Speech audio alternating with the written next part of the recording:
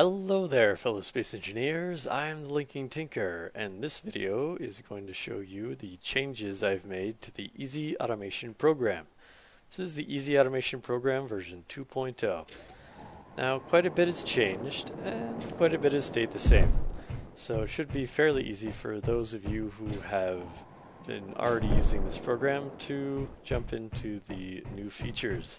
For those of you who have not seen this program yet, I have developed a Steam guide for everyone to follow.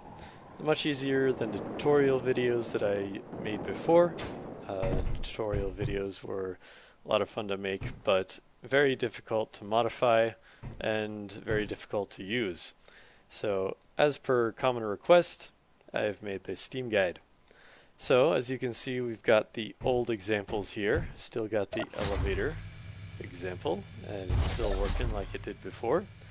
One of the major changes that I've made is adding the ability to have else if and else statements, and that means that now we require code brackets for the if, else if, and else statements. So as you can see, for the if, you don't just put the statement right after, you need an opening and closing curly bracket. Cool. For those of you who know programming, this should be very familiar to you. For those who don't, the Steam guide will go over it for you. Over here we have the delay example, same as it was before. Back, forward, and then all of the above. Cool. So previously we were able to reference other code blocks just by putting the name of the code block that we wanted. That is no longer the case. You do require an @ symbol before the name of the code block to indicate that you are referencing a code block. Alright.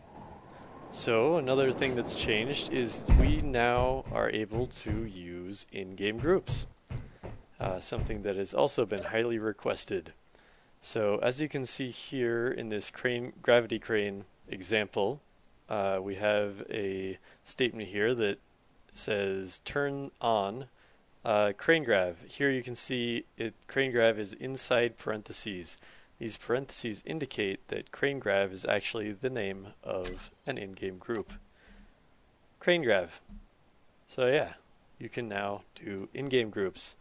Now the in-game programming cannot modify what blocks are inside in-game groups.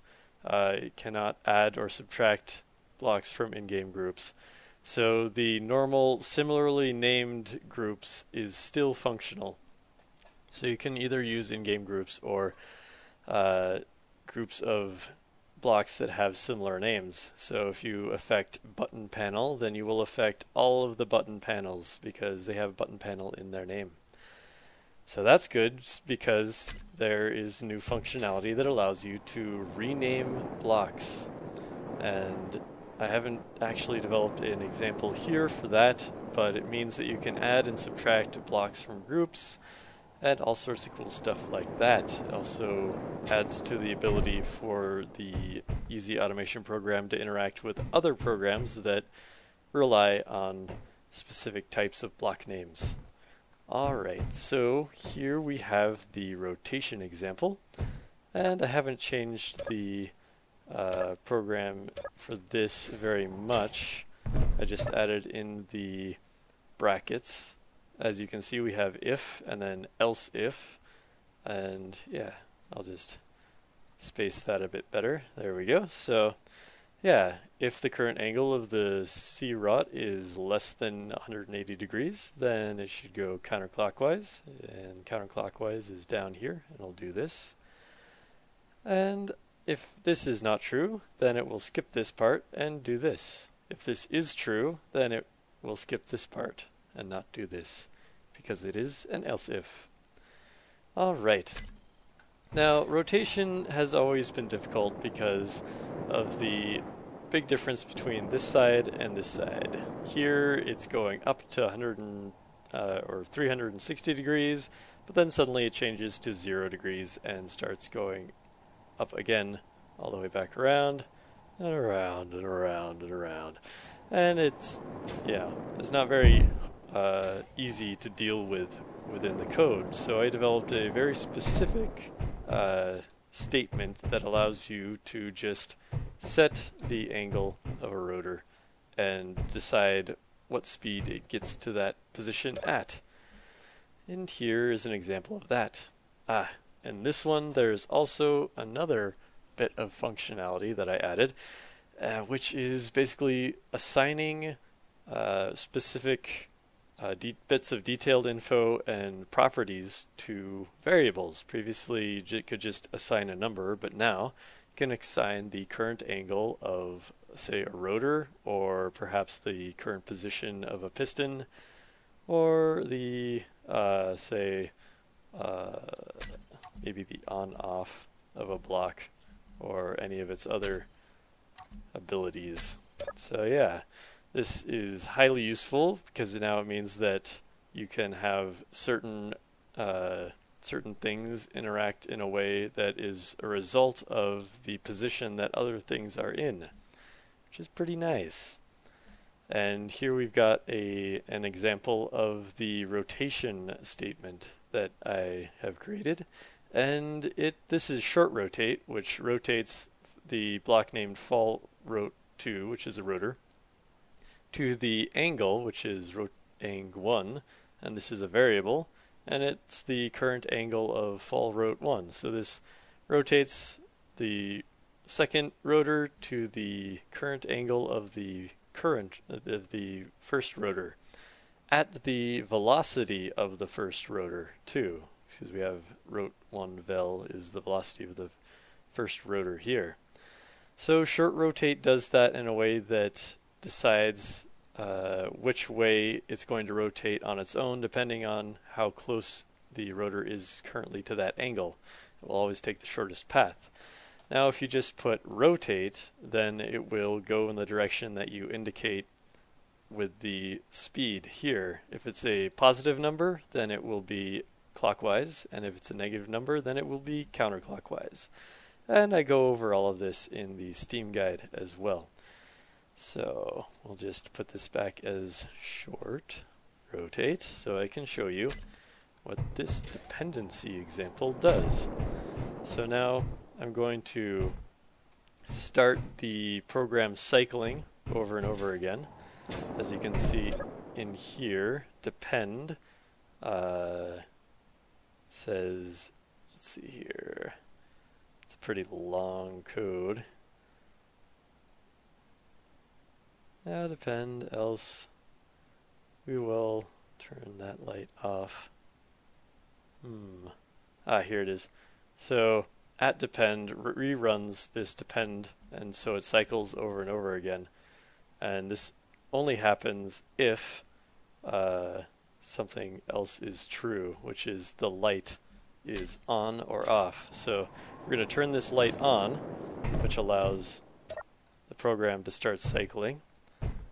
This button also activates the automation programming block as well as turning that light on. So now the block is cycling.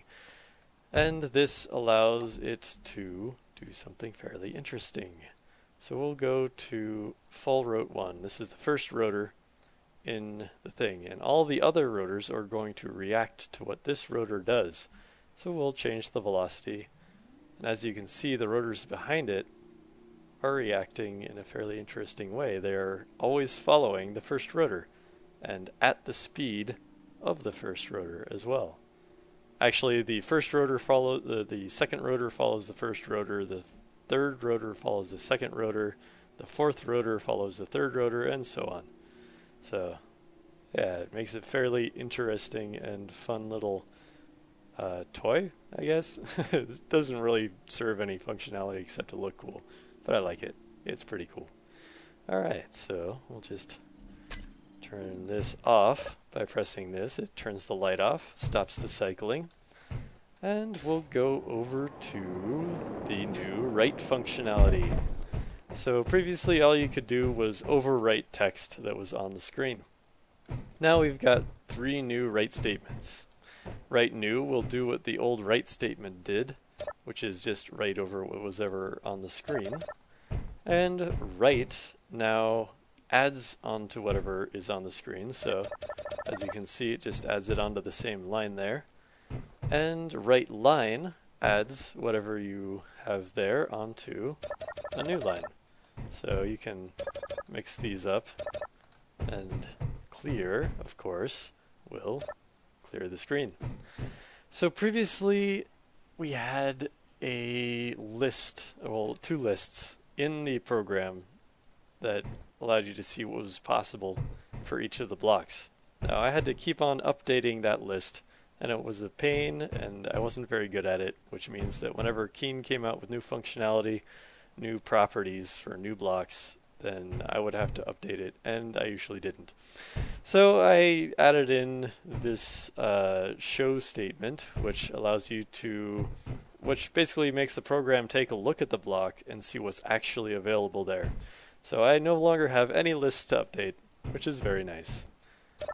And now you have constantly updated information as well, which is good for you too. So as you can see, the properties of the right LCD, which is this LCD right here, has on-off, show in terminal, show in toolbar config, and as you can see here we've got toggle block, show block in terminal, show block in toolbar config, and other things like font size, font color, background color, and change interval sliders. Now those are the properties, and there's also another statement for showing the actions available, so you can toggle it on or off, you can turn it on, turn it off, increase the font size, which of course increases it by a certain increment preset by Keen, and increase, change interval slider, decrease, and all that. So yeah, you can basically use these show statements, which you can see in this LCD. In this show actions and show properties blocks, I have the statements show properties of right LCD and show actions of right LCD. And those buttons activated these blocks. So yeah, that's pretty nice. And so now that we've got the new right functionality, we've also got a little bit more right functionality, which allows you to display numbers and variables. So here you can see we've got some variables. Rot is equal to the current angle of display rotor, and this here is the display rotor. And we want to display that angle, so in display values we write new to display LCD equals rotor angle equals backslash rot. Now the backslash says basically that this is not text, this is a variable. We want to display whatever value is within this variable. So after rotor angle equals, we will display the rotor angle. And as you can see here, rotor angle equals 349 degrees. Now right now it's not going to change because the programming block isn't running over and over again and checking every time. But this button here will start a cycle and allow it to cycle through, and now you have a up-to-date value of your rotor angle. And I also added one for the piston position and the thrust override of this thruster. So yeah, allows you to display some pretty interesting information. Over here we've got a little example of code door, puzzle door basically. Whenever all of these thrusters are on, then it will open the door for 5 seconds and then reset itself. So let's see if we can... Oh, the program is currently busy cycling itself for this thing here, so we need to turn that off. So now we should be able to have access to this. So now we'll start turning on specific, each button will turn on a specific set of thrusters, and we want all of them to be on before we can open the door. Ta-da! Alright. So, and after 5 seconds it automatically resets itself. Okay. So another bit of functionality that has been added is the ability for the Easy Automation program to actually pass arguments to other programming blocks with other programs on them. So here we've got a programming block that has a program that's very simple. We will see this basically takes the LCD over here and then writes whatever the argument that was passed to this program to this screen, and then it shows it. Cool. So on this screen we've got a code block called run other PB. Now that programming block over there is named write PB, so when we say run write PB and then have an equals sign and this shit is bananas, it will display this shit is bananas because that's what that programming block does. It displays whatever argument you send to it. And this *1 is basically to allow for the button to change what is exactly sent here. So the dynamic values is also possible with this statement as well. So then we delay and then we run the write PB again with the arg and then the *1, so we can change what this is with the *1, but the arg basically is this variable up here, so it will display bananas, but in this case downwards, vertically, yes. And then it will run it with a default argument, which is, this is the default argument. As we can see in here, this is the default argument. And then it will run it one last time with just run write PB. And this time it'll run it without any arguments at all, which means that it will be a blank screen because it will display nothing. So we'll press this button and it will activate that code block. This shit is bananas. B-A-N-A-N-A-S. This is the default argument, and then blank. There we go. So that was the Easy Automation programming block interacting with another program. Sweet. Also, colors are now able to be modified and interact with other things. Right now we've got a bunch of lights here, and we've got an LCD here. Now what each of these buttons does is take the color from the light it's underneath and then say we want that to display on this LCD. The top buttons change the font color and the bottom buttons change the background color. So if we press the button underneath this red light, it changes the color of Color Me to red. As you can see, we now have a bunch of buttons that can change the color of the LCD text to various different things. So we'll bring it back to that. And if we change the color of the actual light itself, that will change. So color light 1 is currently red. That's this one here. Let's bring it to black. Alright, so now when we press this button, Color Me is black. And now the background's black too. So it's directly related. Excellent. And here's the last little bit of thing. Yeah, this is the last one. And this basically displays how you can have code blocks on other LCDs be accessed by code blocks on your original LCD. So a big problem with the previous Easy Automation was that these text panels have a text limit, which means that you had a hard limit on the size of the code that you could create. But now you can refer to code blocks on other LCDs, and this allows you to have codes pretty much as big as you could please. So refi LCD is the name of this LCD over here, and it's basically like referring to code block down here, only it's the same as the argument that you would put into a button to tell the button to tell the LCD, the programming block, to take a look at this LCD and this block. So refi LCD extend piston will take you over to this refi LCD, run this extend piston block. It will extend the ref piston, which is this piston, and then delay for 2 seconds. And then it will come back here and reference this code block down here, which retracts the ref piston. So basically, a very complex way of extending and retracting this piston. But it works. So yeah, there you go. That's pretty much it. I'm going to have a link to the Steam guide for this whole program in the workshop page. You should see it right below if you're currently there. And yeah, good luck guys, and I can't wait to see what you guys do with this. And I'll see you later.